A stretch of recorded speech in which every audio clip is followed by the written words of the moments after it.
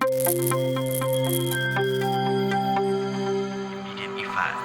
Anyone seen in or around this area of activity will be arrested as this event is being recognized as a state of emergency. My name is Stockton and I'm the director and one of the writers of Into the Darkness. So my name is Calderon and I was the assistant director, sound engineer, and lighting gaffer on set. So the whole reasoning behind this film, because originally this was supposed to be a short film.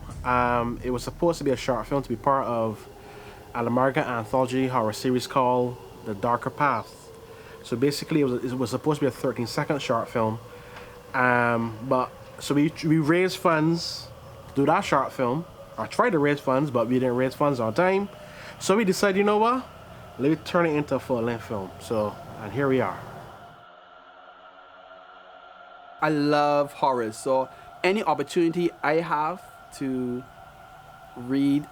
be part of a horror film, I'm gonna take it. So for me, it was like, yes, I love this. I wanna do this. Let's do this. So very exciting for me. Okay, so I have many different roles, many different facets. Firstly, I'll start with the director. So I would co-direct with Stockton in terms of blocking the actors, getting the camera in the right position, right camera movement, getting the actors to kind of display their talents based on how camera moves. Lighting, I would have set the stage basically for the mood. It's more of a dark kind of a movie. So we kind of had to figure out with the limited gear we have to see like what's the best look. All right, let's change this, let's change that. And then with sound, boom operator, getting the right sound. Yeah, that's my 3 roles basically, and audio production editor. I'm working on all the sound design and ADR and some Foley parts for this film.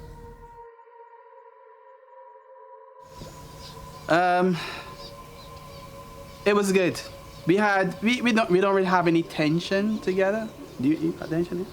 No tension together. We pretty much agree because we understand the vision and we just see it as it is. And we just, if we have a call, we say, hey, we're gonna do this shot and ball part, and we kind of want, whatever. It's like, yeah. And so we just work together pretty seamlessly. Yeah, mostly, obviously, Teddy was in the industry longer before me, and I call he and ask for advice and get suggestions how things is go, because I don't know everything. Not saying Teddy know everything either, but he was, like I said, he was in the industry longer. He was on film productions longer. This is literally the first time doing a film with a semi-budget, so we had to try to get things right, and obviously Teddy know a lot more than me, so we went to here to get tips and advice on how we could do things big and better. Well, to be honest, I was not the original director. Cheryl Belgrave was the original director, but she dropped out of the project, and I decided to direct it myself, not only because I thought I could do the job, but because of time. Boy, you have no idea. That could take weeks to answer. And I tell you why, because focusing resources specifically on, let me say, we're shooting something in the movie and we need, let me say, 4 lights, camera, tripod, easy rig, and then people to man those things. So we had to figure out ways to, okay, all right, we don't have anyone to man this. We don't have any money to pay someone to man this, so we have to rig it. So my thoughts always were, okay, how am I going to do it? As we have limited crew on set because of the budget. That was a big challenge for me. I don't know for Stockton what his challenges were. Well, basically the same thing, and also the fact there was a lot of scenes that had to be cut. Y'all probably don't even know about these scenes, because I never brought these scenes to y'all because I had to cut them, because at that time I knew how much money I was getting. We literally got 40% of the budget. Yeah. So I told myself, all right, cut that.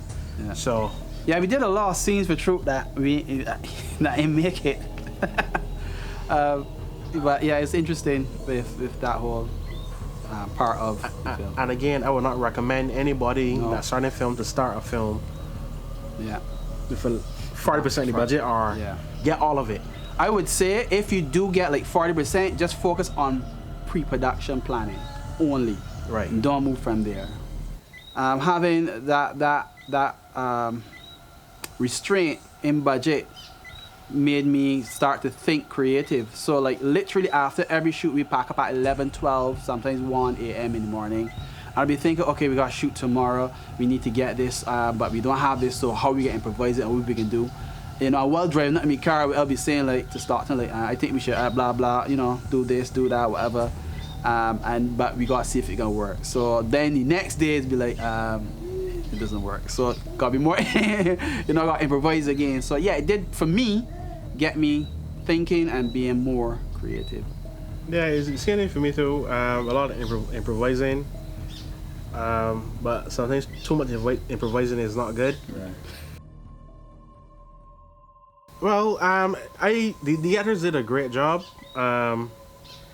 except for the few. No, I don't say that. No, they had a scene. Anyways, we had to scrap some scenes because it just wasn't working. I think there was a little bit of over acting and improvising based on what was given. right, and because of that, and that was a scene that had to be. That was a new scene we had to add in because we had to change the script. Yeah. So they had a long time to learn the lines.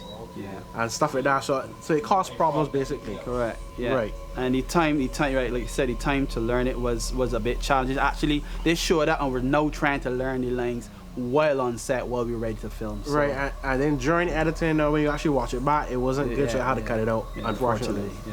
And it was a big part of the movie that would really explain was. some plot holes. Yeah. But we're not giving away too much, so we'll watch Into the Darkness.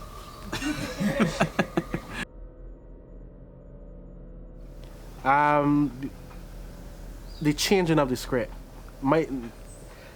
The biggest challenge for me on this production was the changing the constant changing.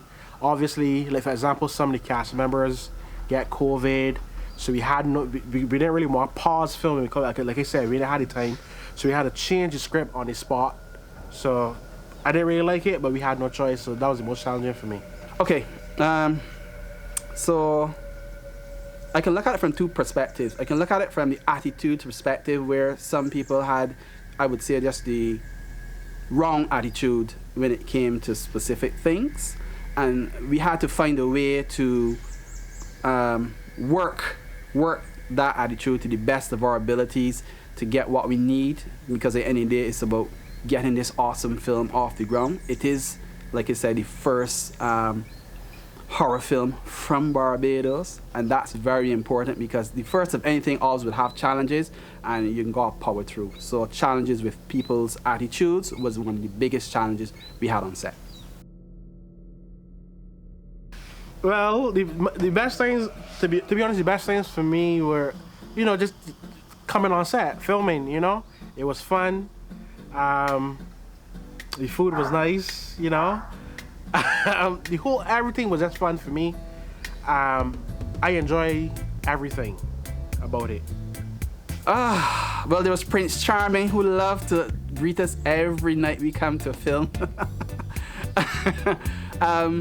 And for me, that was great because I could see Marcia. She was running and screaming. Ah! And it was just like funny for me because it helped lighten the mood for this particular film.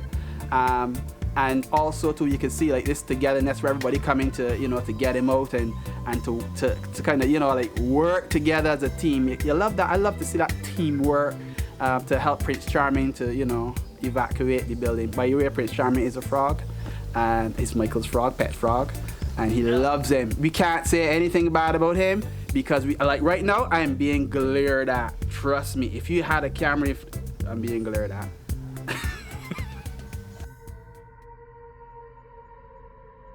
Support was very limited. I'll say right now that it's not looking promising. And this is what's the date?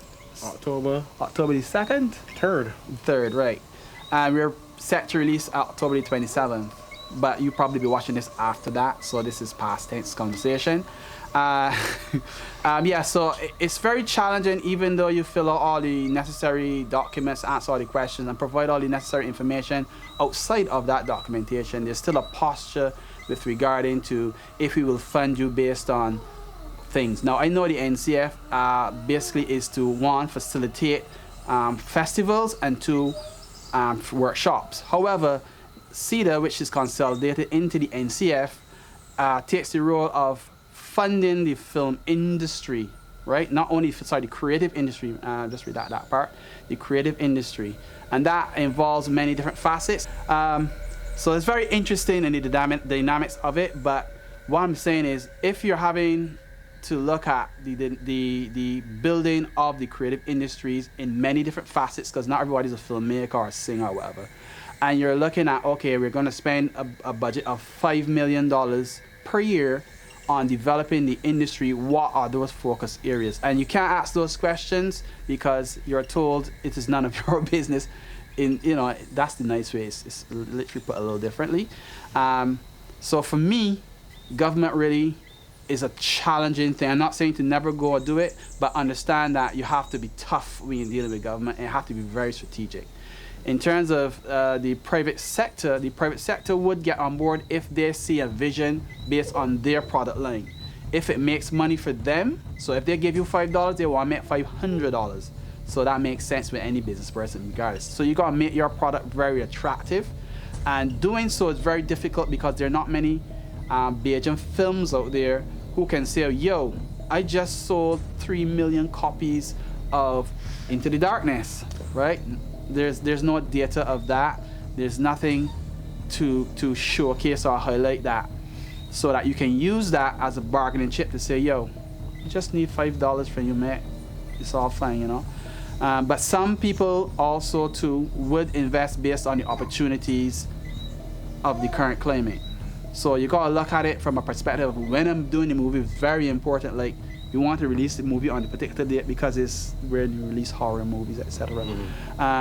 And that helps a lot, because corporate Barbados doesn't plan like, oh, it's January now, so we now got a new budget. They start their budget sometimes in June.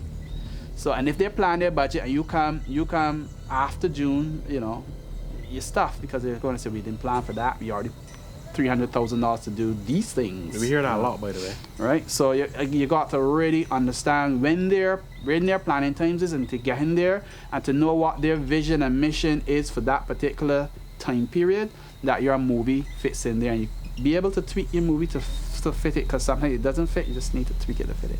So that would be my advice. It's very long, sorry. Try to make it as short as possible.